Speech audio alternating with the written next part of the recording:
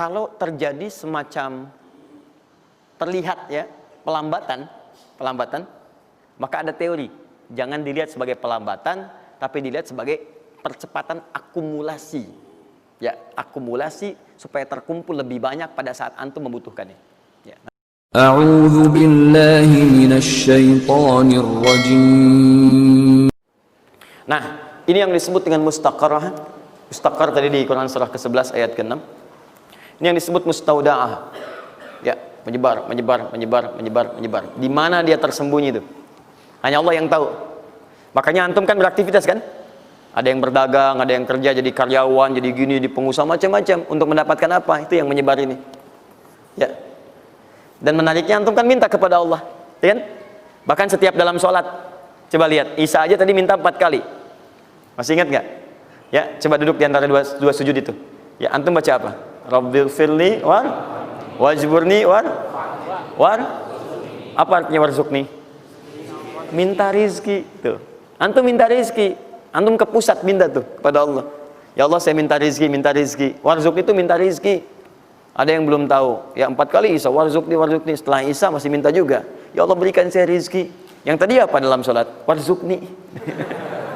Warzuq itu minta rizki. Antum minta ke pusat tuh, minta ya Allah, minta. Soalnya Allah disebarkan. Ambil. Cuman persoalannya yang kurang lengkap, kita nggak belajar bagaimana cara ngambilnya. Nggak tahu infonya ini nyebarnya kemana aja nih. Yang paling repot itu adalah orang bikin usaha duluan. Usaha ini. Memang akan dapat. Cuma karena kita nggak tahu cara menyebarnya, maka masanya lebih lambat cara mendapatinya. Dan itu nggak terukur. Nggak terukur dalam konteks apa? Dalam konteks memetakan aktivitas kita. Kadang-kadang, maaf, waktunya sholat masih sibuk nyari ini. Ya, jadi kita nggak bisa bagi kapan sholat, kapan baca Quran, kapan sedekah, kapan tilawah, kapan ngapalin Quran. Coba lihat Abu Bakar As-Siddiq radhiyallahu ta'ala anhu. Itu kan pedagang sukses, pebisnis sukses, hartanya banyak, tapi masih sempat sholat tahajud sampai khatam Quran. Masih sempat sehari punya program sedekah, sehari nengokin orang sakit, sehari bisa menyolatkan orang yang meninggal, sehari bisa nganterin orang ke alam kubur. Itu ketika Nabi tanya, siapa malam ini hari ini yang sempurna jamaahnya, ngacung semua. Siapa hari ini sudah sedekah, sebagian turun tangan, Abu Bakar masih angkat. Siapa hari ini yang sudah membaca Al-Quran, beliau angkat. Siapa hari ini yang nengok orang sakit, beliau angkat. Siapa yang hari ini sudah mengantar orang ke jenazah ke kuburan, beliau angkat. Semua ini katakan Nabi, beliau angkat tangan. Nah, pertanyaan saya itu bagaimana cara manage aktivitasnya? Karena beliau tahu kunci rezeki itu ada di sini. Kalau nyebarnya ke sini, maka beliau atur aktivitas ibadah saya ini yang ke sini, yang rezeki ini yang ini. Atur waktunya kapan mendapatkan yang ini, kapan dapat yang lain. Yang paling dahsyat ini nanti yang akan kita bahas. Ada rezeki bahkan yang belum dicari, dia sudah datang min haitsu la yahtasib, dari sisi yang tidak dia ketahui. Ya, nanti kita lihat dan kita buktikan dengan ayat-ayatnya. Satu, jenis pertama, rizki yang mutlak dicari dengan ikhtiar.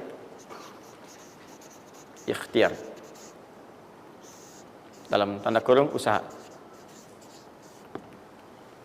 Dalilnya Quran surah 53 ayat 39. Quran surah 53 ayat 39. Ya, malam ini insya Allah saya buka pintu yang pertama adalah pintu ikhtiar. Ya. Jadi antum kalau sudah tahu pintunya, nggak usah dari pintu ke pintu antum mengetok untuk menawarkan nama. Ya. Karena ada yang dari pintu ke pintu, kok coba tawarkan nama gitu. Antum nggak usah gitu. Udah tinggal antum ini kan aja ini. Udah. Satu, ikhtiar lewat usaha. Turunan dalilnya, turunannya. Satu, Quran surah kedua ayat 168. Kalau ingin dipercepat, Quran surah kedua ayat 172. Kalau pengen lebih cepat lagi, Quran surah ke-7 oke dah, ayat 96. Dah? Sampai sini. Nah, kalau terjadi semacam terlihat ya pelambatan, maka ada teori, jangan dilihat sebagai pelambatan, tapi dilihat sebagai percepatan akumulasi. Ya, akumulasi supaya terkumpul lebih banyak pada saat antum membutuhkannya. Ya, nanti kita lihat dalilnya di Quran surah 46 ayat ke-15. Ya. Ini wajib hafal ya. Tenang aja, pertemuan kita berikutnya kapan? Masih 1 pekan. Gampang. Masya Allah. Orang 3 hari apa 200 ayat Ali Imran. Masa sepekan antum berapa ayat sih ini? Gampang ini. Ayatnya juga pendek-pendek insya Allah. Ya. Sudah? Jangan dulu dilihat, catat aja dulu. Kalau antum lihat sekarang, antum nanti udah ini duluan. Catat dulu aja. Sudah? Udah ya? Baik, ini udah. Nah, sekarang turunannya, kan ini baru intinya. Turunan amalannya. Ini wajib antum kerjakan. 1, di turunan amalannya. Quran surah ke-17 ayat 78 sampai 82. Ini wajib antum kerjakan. Demi Allah saya katakan wajib antum kerjakan. Kalau ini antum gak usah hafalkan untuk dites. Ini gak akan dites insyaallah. Tapi antum wajib amalkan saat nanti menunaikan ibadahnya. Baca ayat ini. Ya, dites oleh kita sih enggak. Cuman saat antum kerjakan mesti hafal ini saat ibadahnya. Ya. Karena antum akan baca dalam sholat. Ya. Sama aja dong artinya. Teruskan. Terus. Quran surah ke-73 ayat 1 sampai 20. Tidak akan muncul di ujian. Insyaallah. Dah? Teruskan. Quran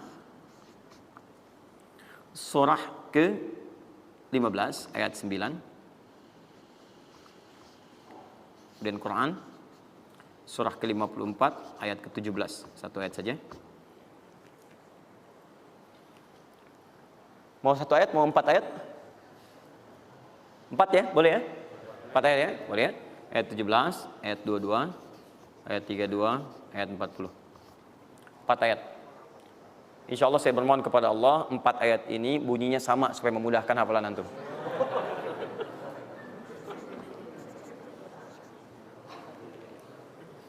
Lima. Sudah? Tahan.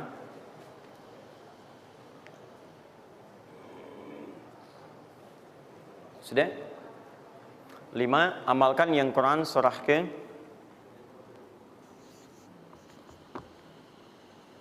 51 ayat 18.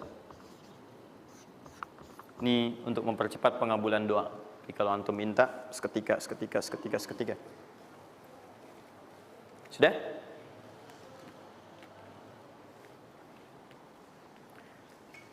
Mau saya kasih bonus gak?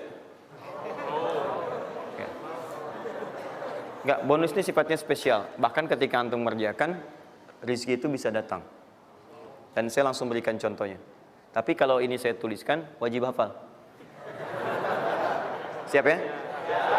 Karena ini tawarannya tinggi, ya. Pilih mana? Enggak saya kasih, antum cari sendiri, atau saya kasih, tapi wajib hafal. Boleh ya? Baik. Dan ini ayat pertama, mana panitia? Lihat ya, ingat baik-baik, ini ayat pertama yang akan menguji. Jadi password kunci pertama untuk masuk pekan depan, ayat yang ini. Quran, surah ketiga Ali Imran, ayat 35 sampai 39.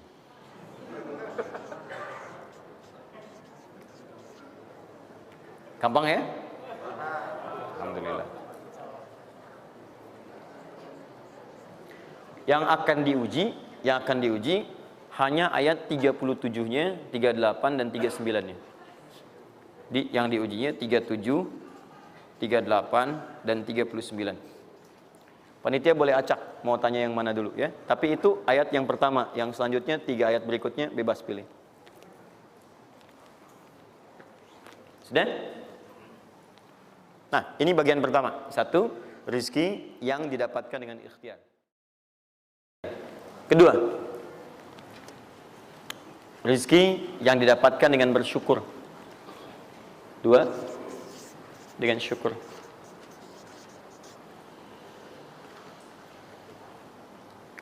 Dalilnya Quran surah ke-14 ayat 7. Quran surah 14 ayat 7.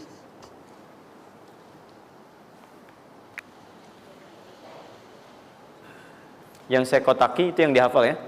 Yang saya kotaki itu yang dihafal.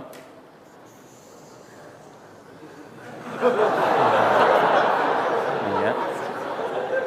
Nggak, ini inti ayatnya. Saya serius, ini inti. Ini harus ada, harus ada. Karena ini saya sering katakan ketika Anda menghafalkan, itu spirit ayatnya ada dalam jiwa kita. Kalau bisa udah otomatis gitu. Udah otomatis. Jadi begitu antum mengerjakan itu, antum ingat. Dan ketika antum berniaga pun, antum ingat. Jadi kalau antum sedang misalnya usaha apa, ada sholat tuh, antum refleks sholat. Karena tahu dengan sholat itu rezeki bertambah, bukan berkurang. Jelas ya? Nah, terus kan? Ini Quran surah 14 ayat 7. Saya naikkan ke atas ya. Turunan amalannya, turunannya. Quran surah ke-9 ayat 103. Saya urutkan berdasarkan amalan. Dan Quran surah 9 ayat ke-60.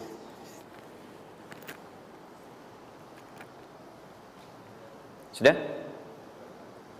Ingat, bahkan Allah langsung menamai ibadah ini dengan ibadah yang sifatnya bisa menambah rezeki. Cuman kadang orang nggak sadar, taunya diambil. Tapi kalau pengertian secara bahasanya sebetulnya bukan berkurang, nambah malah. Nambah. Cuman orang tuh nggak sadar ketika dia mau ditambah rezekinya, dia malah nggak mau. Karena merasanya diambil, dikurangi. Nanti kita akan lihat. Jangan lu dibuka ayatnya, Pak, ya. Itu saya. Nah, tawaran saya yang kedua nih. Ya, ini kan tadi tawaran pertama. Mau nggak saya kasih bonus lagi? Nah, saya serius. Ketika Anda kerjakan, penambahannya langsung minimal 700 kali lipat nilainya. Mau? Alhamdulillah. Sama, ini 3, ini pun harus 3. Ya. Quran surah kedua ayat 261 sampai 263. Nah, ini saya kotakin.